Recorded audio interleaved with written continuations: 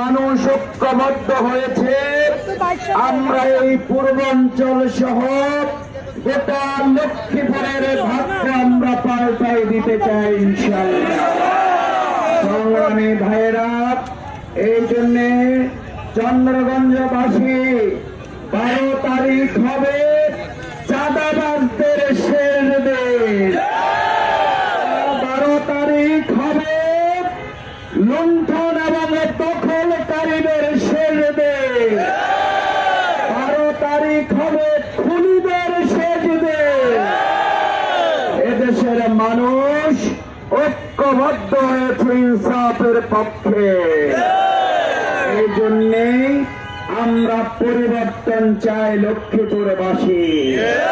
কিন্তু কারো কারো মাথা একটু টালমাটাল হয়ে গেছে। টালমাটাল শুরু করে দিয়েছিল ঢাকা বিশ্ববিদ্যালয়ের ছাত্ররা, জাহাঙ্গীরনগরের ছাত্ররা, রাজশাহী বিশ্ববিদ্যালয়ের ছাত্ররা, পরাজয় জগন্নাথ পর্যন্ত ঠেকেছে। আর শাহজালালে যেতে দেয় নাই, এটাকে কোর্ট দিয়ে ঠেকাই দিছিল। 4.5 কোটি যুবক তরুণেরা আগামী দিনে চান্দাবাজ আর ধান্দাবাজদের পরাজিত করবে। এই চন্দ্রগঞ্জেও কিন্তু প্রায় খুন হচ্ছে, ঠিক কিনা? লক্ষ্মীপুরে খুন হচ্ছে, প্রায় কিন্তু বিভিন্ন জায়গায় লাশ পাওয়া যাচ্ছে। আপনারা গতকালকে দেখেছেন আমাদের যৌথ বাহিনী অস্ত্র সহ, বিদেশি অস্ত্র সহ এত অস্ত্র উদ্ধার করেছে, অনেকগুলো মনে হয় ক্যান্টনমেন্টেও না। ওই যেই দল জনগণের ভোট প্রত্যাশা করে না, তারাই কিন্তু অস্ত্র নিয়ে ঘোরাঘুরি করে। এবার কিন্তু ভাইরা অস্ত্র দিয়ে আর দখলদারিত্ব ভোট কেন্দ্রে হবে না। এই জন্যে আমাদের আরেকজন প্রার্থী আরেকটি দলের, তিনি বলছেন জামাত ইসলামী নাকি অস্ত্র মজুত করছেন দেশীয়। আপনাদের কাছে এখন বিদেশিটা পাওয়া গেল কিভাবে?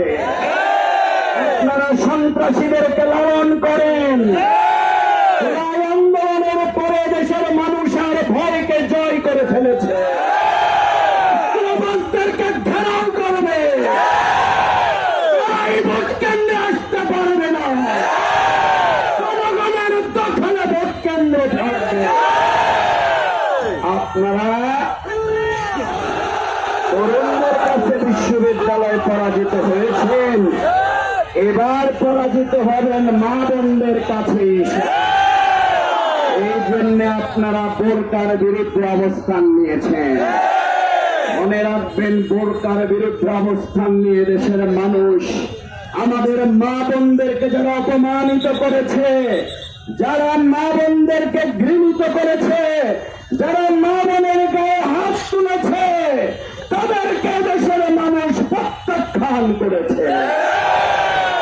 খবরদার, আমার কোন মা বোনকে আর ধমকাবেন না।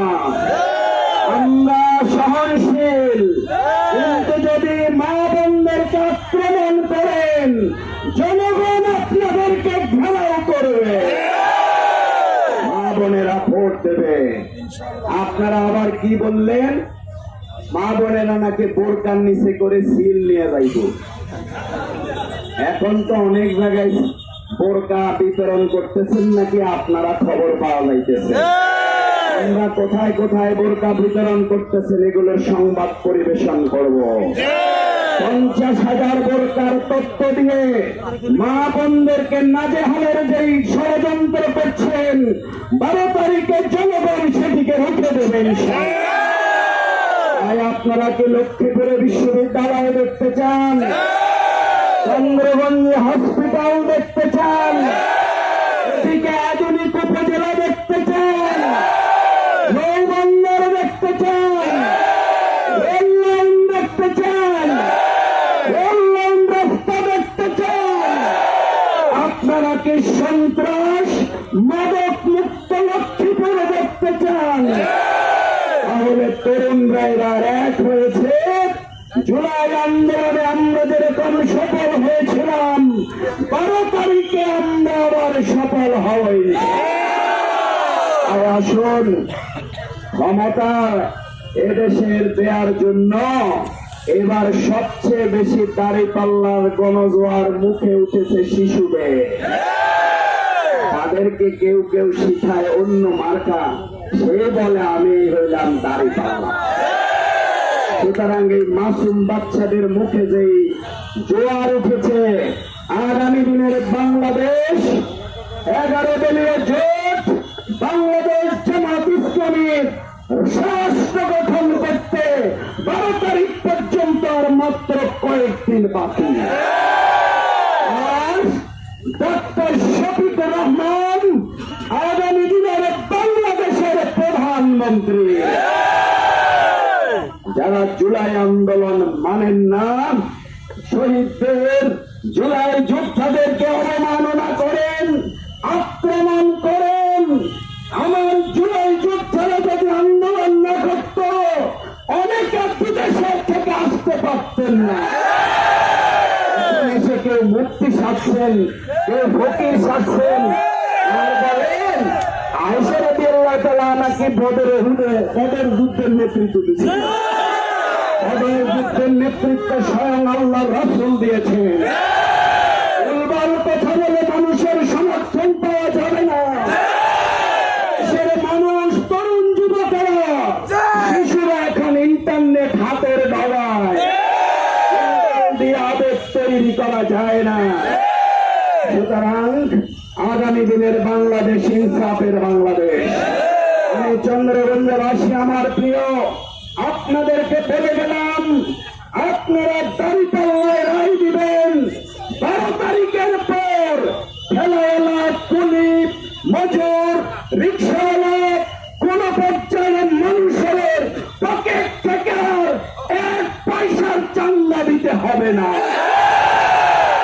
সুতরাং এবারের লড়াই চান্দাবাজদের বিরুদ্ধে, এবারের লড়াই খুনিদের বিরুদ্ধে, এবারের লড়াই নারী নির্যাতনকারীদের বিরুদ্ধে, এবারের লড়াই যারা পাথর দিয়ে মানুষ মারে তাদের বিরুদ্ধে। এই সহনশীল ভাবে একটা দল দিনে নাকি ভালো কাজ করে না, রাতে রাতে ঘুরে, আর রাতে বেলায় ভালো লোক ঘুরে না, হুমকি নাকি দেয়। এই হুমকি বন্ধ করতে হবে। আমরা প্রশাসনকে বলবো, লক্ষ্মীপুরে অনেক আধুনিক বিদেশি অস্ত্র ঢুকেছে। এগুলো একটি দল আগামী দিনে ভোট কেন্দ্র দখলে ব্যবহার করতে চায়। অবিলম্বে তাদেরকে গ্রেফতার করতে হবে। তাই আসুন, আমরা যে কোরআনের আদর্শ, রাসূল করিম সাল্লাল্লাহু আলাইহি সাল্লামের যে আদর্শের আলোকে এই সমাজকে পৌঁছাতে চাই, সে আদর্শের আয়াত মানুষের কাছে পৌঁছাবার জন্য আমাদের দরকার দ্বীনের জ্ঞান, মানুষের প্রতি ভালোবাসা, জাত, মাত, ধর্ম, বর্ণ নির্বিশেষে সকল মানুষের হৃদয়কে যেমনি আল্লাহ রাসূল জয় করেছিলেন, সেই আদর্শকে আপনারা ধারণ করতে পারবেন। এই জন্য কেউ তো আপনাদেরকে উত্তেজিত করার চেষ্টা করবে। আমরা মাটির একটা পাতিল কেনার আগেও কিন্তু বাজাইনি, নাকি বলেন? সুতরাং অনেকে আপনাদেরকে এখন বাজাইবে। আল্লাহ দেখতে চাইবেন আপনি আসলে অল্পতে খেতে যান কিনা। যদি খেতে যান তাহলে ক্ষমতা আপনি পাবেন না। যদি ধৈর্য হারা হন, ক্ষমতা আপনার নয়। যদি আদর্শচ্যুত হন, তাহলে ক্ষমতা ইসলামের আপনার জন্য নয়। এজন্য আমরা সবরের, তাওয়াক্কুলের, আল্লাহর উপরে তাওয়াক্কুল করে আপনারা কি সকল ত্যাগ স্বীকারে প্রস্তুত রয়েছেন? যদি কোন ভোট কেন্দ্র নেওয়া হয়, তাহলে সেদিন থেকে আরেকটি জুলাই আন্দোলন শুরু হবে।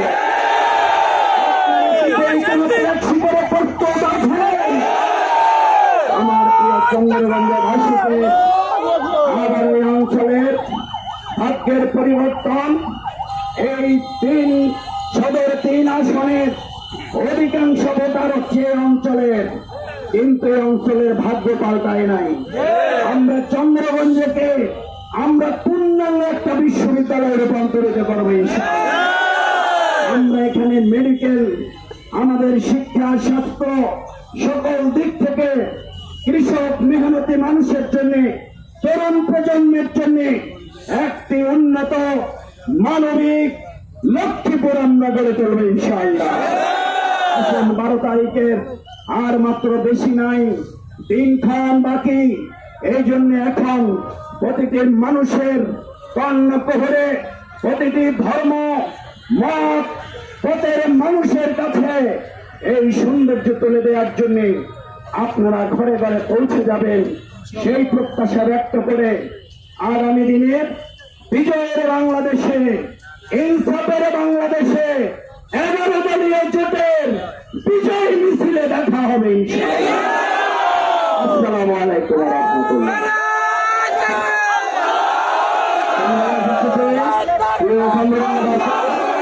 আমাদের সরকারকে আমরা সংগ্রামী থানা জামাত ইসলামের পক্ষ থেকে আন্তরিক ধন্যবাদ এবং মোবারকবাদ জানাচ্ছি। ইনশাআল্লাহ আমরা নির্বাচনে যুক্ত নেমেছি, জয় আমরা ঘরে ফিরবো না ইনশাআল্লাহ।